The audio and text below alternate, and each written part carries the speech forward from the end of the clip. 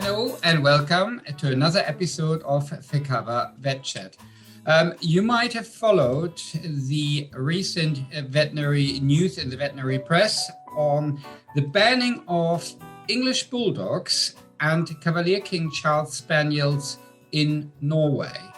And this landmark ruling was pushed for by the Norwegian Society for the Protection of Animals. And I'm very happy to welcome to this episode of Fikava Vet Chat the CEO of Dyrebeskyttelse, this welfare organization, Åshild Roaldset. Hello and good evening to Fikava Vet Chat, Åshild. Hello and thank you very much. Good evening. What an amazing Norwegian name, Åshild Roaldset. I didn't possibly even pronounce it properly, but that was perfect. My parents never planned for me to go abroad. Yeah. I know the A with a little sort of halo. That's difficult to understand for people who are not from Norway or from the Nordic countries. Yes, it is. But you pronounce it very well. You know the language. I should have said a little bit more. So you are not only the CEO of Dyrebeskyttelse, so you are also the former clinical director of the Clinic for Small Animals and for Equine Medicine at the Norwegian Veterinary School. Yes. Obviously a veterinary surgeon, a colleague of ours. I also saw that you're employed by the Arctic University of Norway. I got a master in public health from the Arctic University. Yeah, and I got some economy and leadership as well. And yeah, I'm a Bristol veterinary graduate, so I graduated from England. All right. It's been all over the place. Yes, yeah. Well, I would be the last person to criticize it. I think it is so helpful to have a look what is happening in other countries. Yeah. So, and I mean, I'm enjoying that at the moment. Sort of graduated in Germany, worked most of my life in the UK, but at the moment I'm in Sweden. So. Making the most of that what Europe can offer us, and I have to say Europe including the UK. So, but that's a different issue. We don't want to talk about that today. So, Åsa, what have you done? Yeah, what have we done? Yes. Well, basically, I mean, the English Bulldog is something obviously that one of the brachiocephalic breeds that was sort of in the focus of the debate. But then the humble Cavalier King Charles Spaniel. Why did you take these two breeds? And tell us a little bit more about the background of this whole court. Yeah, and it is a very long background, but I'm not going to tell you too much about the background because it started already more than 20 years ago. So for more than 20 years ago, the Norwegian Council for Animal Ethics, which is a governmental body, said that that certain breeds should be banned if their health didn't improve. So that's part of the background. And then we have had an update on the Animal Welfare Act that came in 2010, which also had a very strict breeding paragraph. So that is very, very, very important background. And in addition to that, we've had the Vet Association in Norway had like a campaign, a signature. What is it called? Yeah. Campaign in 2017, if I remember right. So there's been it's been a build up. So we've had the legislation in place for many years.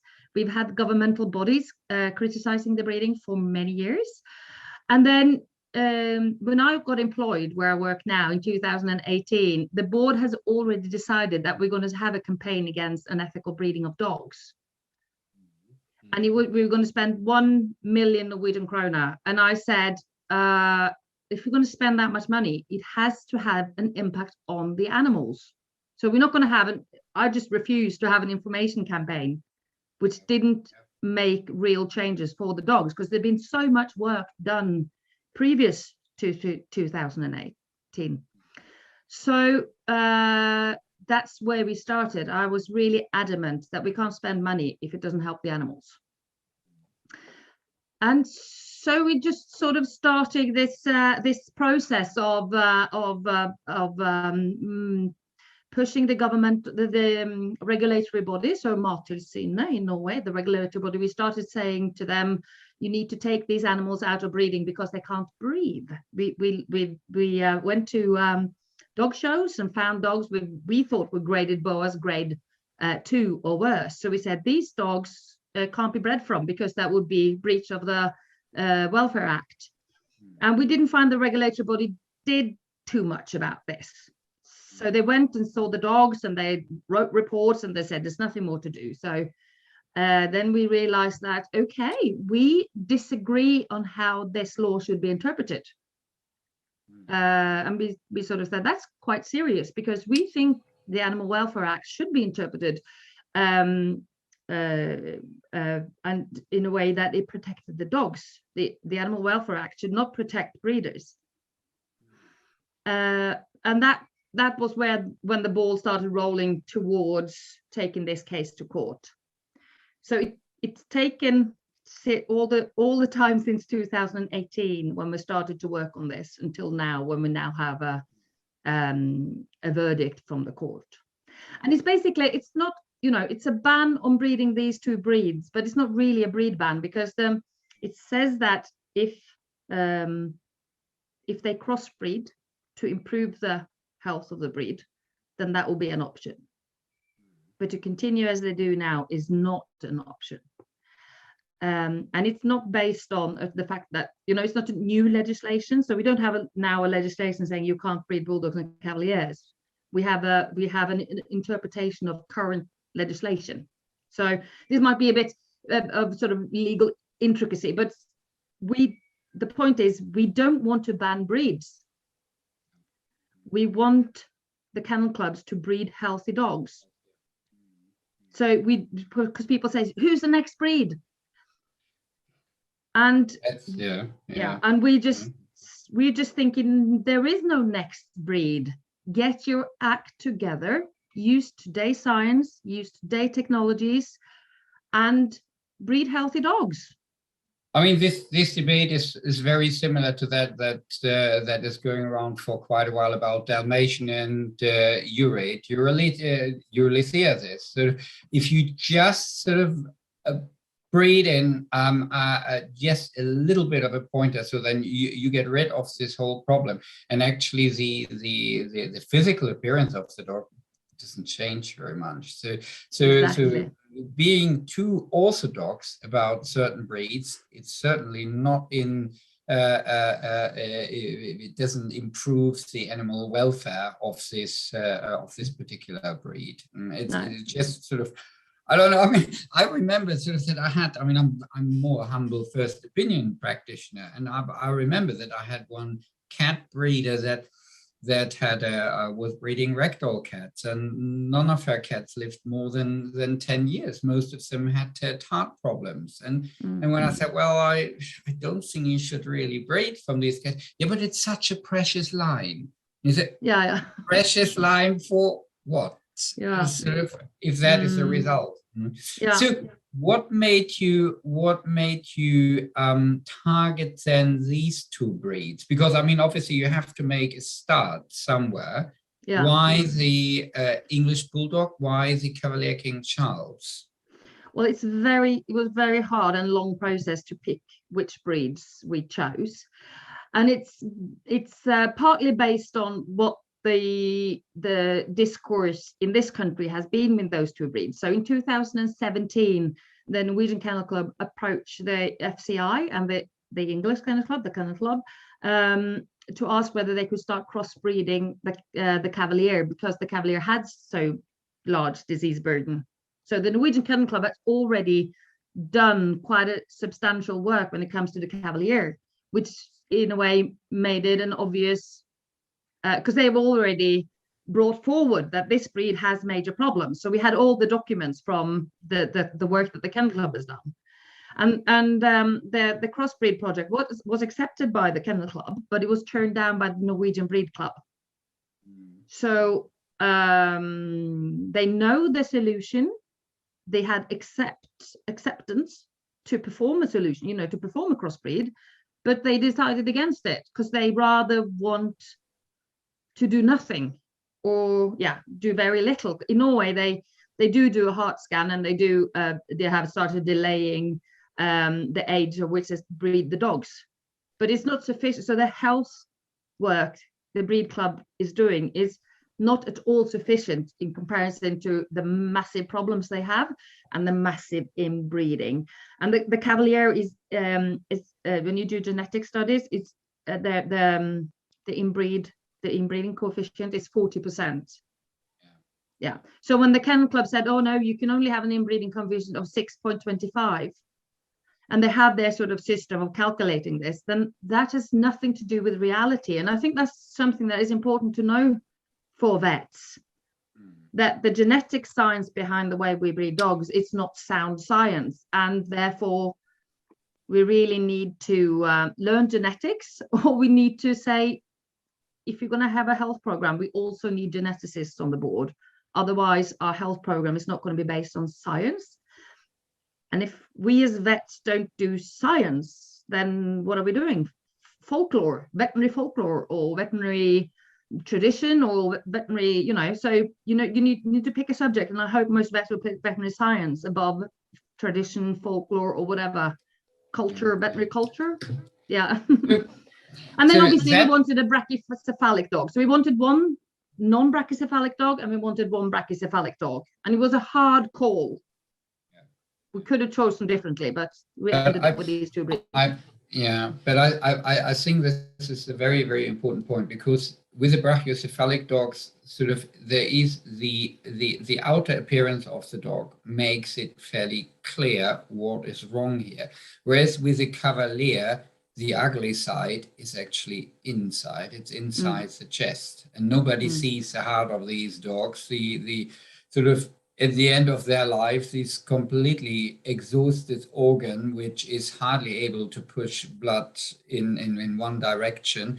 And I think that's I think a very, very important point. Not just sort of focus on one feature, but going actually for two completely sort of unrelated issues.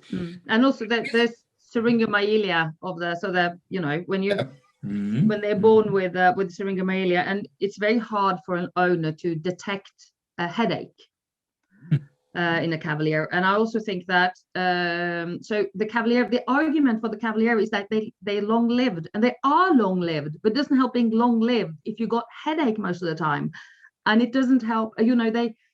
The Cavalier also, it has these diseases that, at least in Norway, you can't pick them out on insurance fee, because the insurance company only cover the heart condition for a year. So it doesn't increase the price of the insurance fee. And then excluded. And they are put to sleep from syringomyelia. So put to sleep is not an expensive condition. It's not expensive. The condition the Cavalier has doesn't show in the insurance numbers, in the insurance claims, and therefore it goes under the radar most places. You can't pick it up. So this ruling was passed by a district court in Oslo. If we look at the legal side, sort of, I'm pretty sure that you got quite a bit of pushback. And is there are there possibilities to appeal against this ruling? Absolutely, it's possible it can be appealed, and the date for a potential appeal is the end of February this year. So I'm expecting an appeal, but I'll be very happy if there isn't an appeal. Well, it will be interesting who brings the appeal. Okay, it's probably the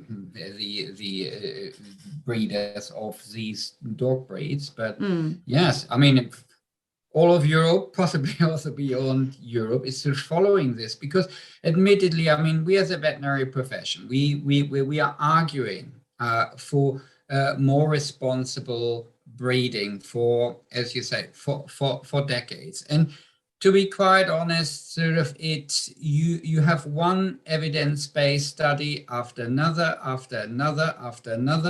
and yet you get then one photo of a celebrity with one of these dogs, and it ruins it all. So we realize sort of you can't somehow sort of target or address the potential purchasers of these breeds sort of by just scientific evidence. So the next thing was that we thought, okay, let's try some shock therapy. So that was when we came up with the breathing mask, that we said, here, put this high altitude mask on. Sort of that gives you an idea how these dogs breathe, but not just for 5 minutes or 10 minutes. It's lifelong, sort of, or just put a couple of straws in your nose and then try to breathe through that.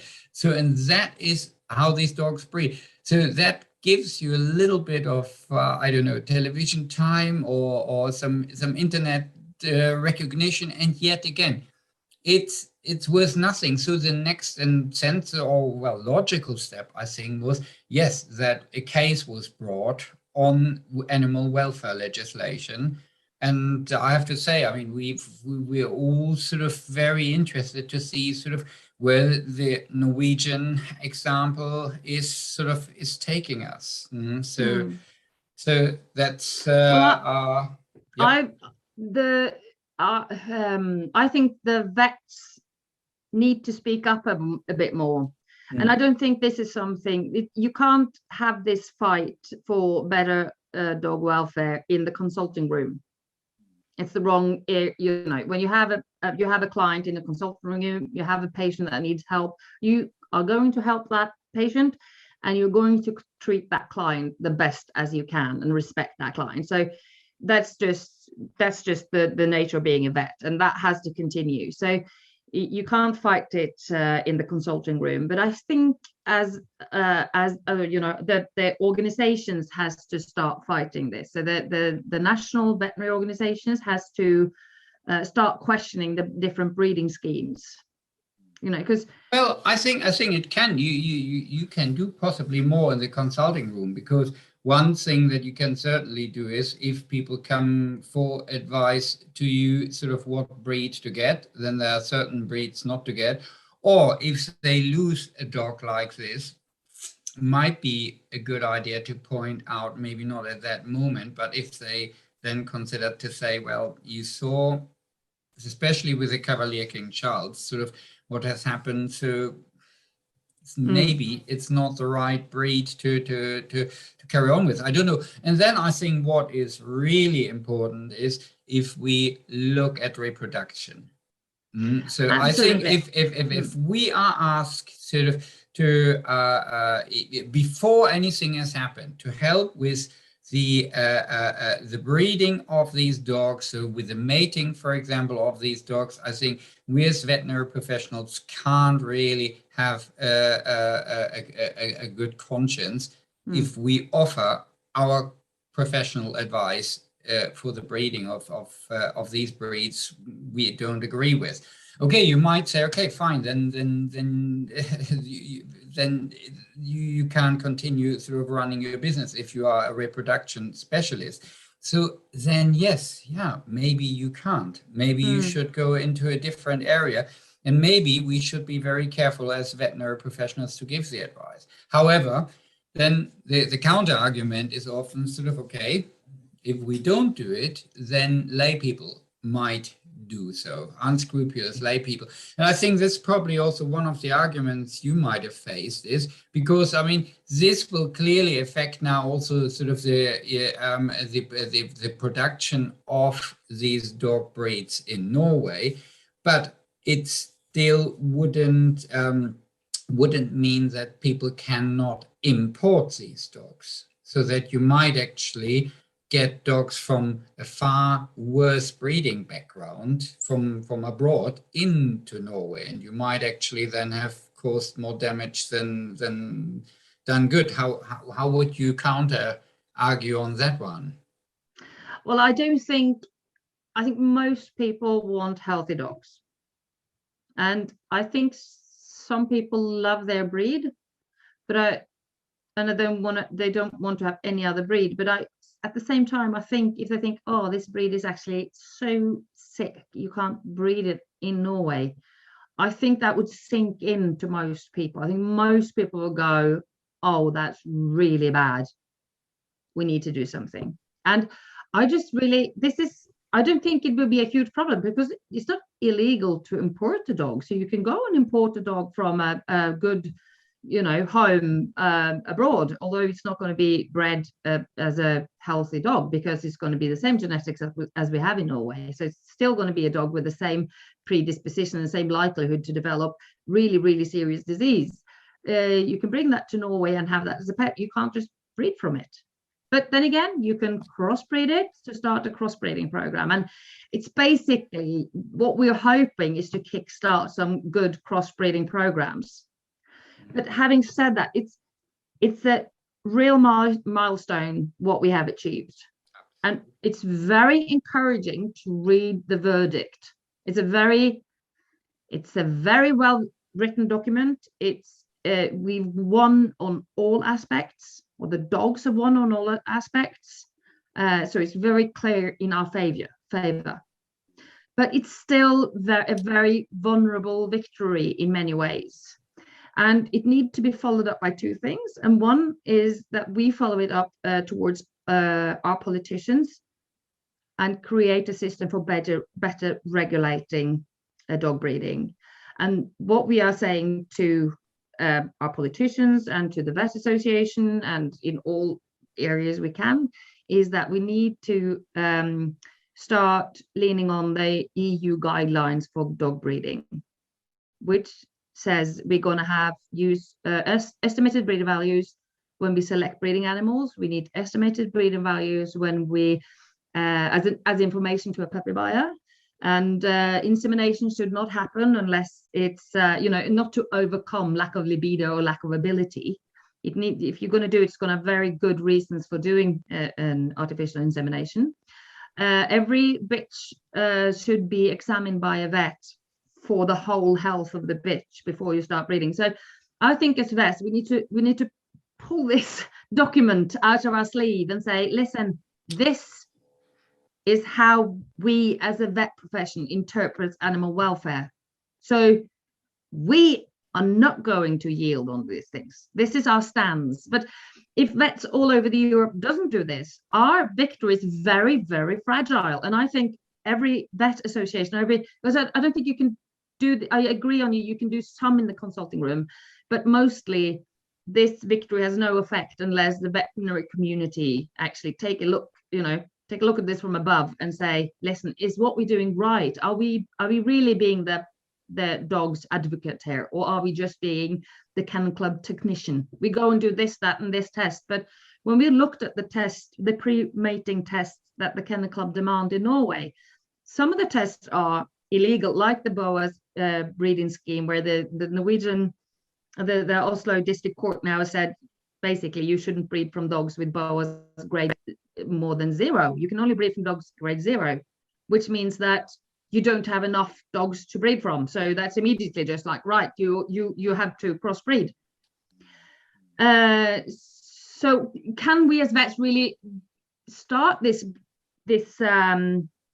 be a part of a breeding scheme that allows breeders to breed from really unhealthy dogs? Or should we say, right, if you breed for anything but grade 0, I will report you to the regulatory body, because that's what my professional body advised me to do. So I think we need to have our professional bodies to support us to make these changes. So it's a discussion every vet association, I think, has to do. And we found that too. Some is illegal, some doesn't hit the main target. So to breed a bulldog in Norway, they need to have a patella document. So it's not a problem for the breed. With that's maybe number 25 of all the diseases they suffer from. So if you pick out number 25 of all the diseases they suffer from, it's likely that the 24 diseases that come before that, they will increase in frequency. So I think the vets are, as long as vet allows screening programs without scientific background, vets are a part of the problem. So we must not accept that. We must say to the kennel clubs, listen, we can screen dogs, we can help you get healthy dogs, but it has to be a sound scientific background. And the sound scientific background has to, you need to know the frequency of disease, different diseases, and you need also genomic studies to see how inbred each breed is. And if vets just said that tomorrow, this will be solved. Yeah, well, I mean, it is so that I think the approach needs to come from different directions, and the most important thing is that it arrives in the heads of people. I mean, you can tell the difference. Also, I mean, I personally sort of can see the difference, having worked in the UK and working at the moment in the middle of Sweden. I mean, I've hardly seen a French Bulldog here. It's very rarely, whereas in the UK, it's at the most common sort of, or the most frequently newly registered breed. It has overtaken the Labrador. So the French Bulldog, who would have thought that? Yes, yeah, and you can imagine sort of what health issues we are faced with, and also the way practice has changed. However, if you are outspokenly against certain breeds, it's a commercial. It has a commercial impact on your veterinary practice, and I mean that is something we shouldn't forget. At the end of the day, most of our colleagues are employed or paid for by the general public. But then, yeah, how do we want to earn our money with dogs where we know in advance that they are ill and that they will suffer their whole life? Probably not. Yeah. Well, I think this is, you know, we've taken 2 breeds to court, but we're really hoping for changes for all breeds. Yeah. Because we're really hoping to push for that estimated breeding values should be used, and we're also hoping that estimated breeding values should be based on all diagnoses from all dogs, and a physical test and a mental test. And considering animal dog behavior problem being the most important reason why young dogs are put to sleep, you know, it's the biggest killer for young dogs. Shouldn't we as vets try and eliminate the biggest killer for young dogs? You know, so shouldn't we try and say, actually, if you're going to breed, you need to have this in place? So I think, and so it's not a, because we get a lot of sort of argument that we are against dogs. We're not against dogs at all. We're not against any breeds. We want the Cavalier to survive, but we want the Cavalier to survive as a healthy dog, which means you need to bring in some fresh blood. And that's the truth for every breed. You know, the way we breed dogs today is not sustainable. At some points, for every breed, you have to cross in healthy blood from another breed. And that's what we got to talk about, and we got to admit, and we got to got the Kennel Club and the breeders to accept that what we're doing is not sustainable. Interestingly, sort of when leading up to this interview, I just checked sort of on the registration figures of English Bulldogs in the UK and Cavalier King Charles, and I thought, yeah, Cavalier King Charles are just so many, and English Bulldogs sort of some. I was completely wrong. So at the last sort of count, I think there was 3 times as many English Bulldogs than Cavalier King Charles. The Cavalier King Charles is as a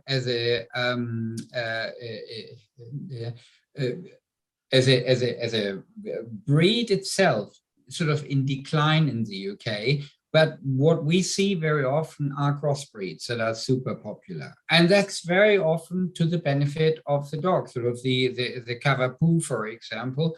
A lot of the sort of clients come to the practice with these dogs, and it's always a delight listening to the chest of these dogs, because the poodle sort of definitely sort of brings in the necessary genetic sort of advantage of a healthy heart. And if you then have also the personality of the Cavalier, you get the best of both worlds.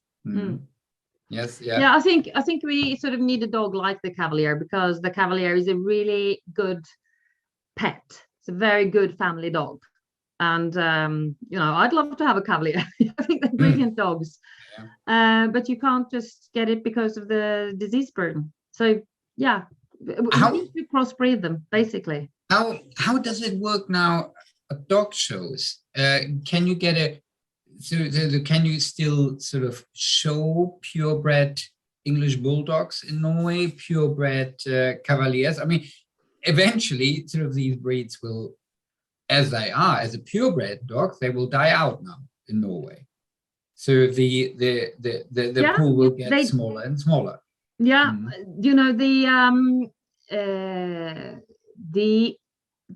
how it's a regulatory body that has to find out how they're going to deal with this verdict. But it's no ban on showing them. But perhaps, there will be a ban on registering new Cavaliers in the Kennel Club, and there will be a ban on breeding from them. So you can't breed and register a new one. But I really, really, really hope that we're not going to see the end of the Bulldog and the Ember Cavalier. I really, really hope the dog community is taking this serious and going, oh my God, we need to bring in some fresh blood if we're going to have a dog called Bulldog and a dog called Cavalier.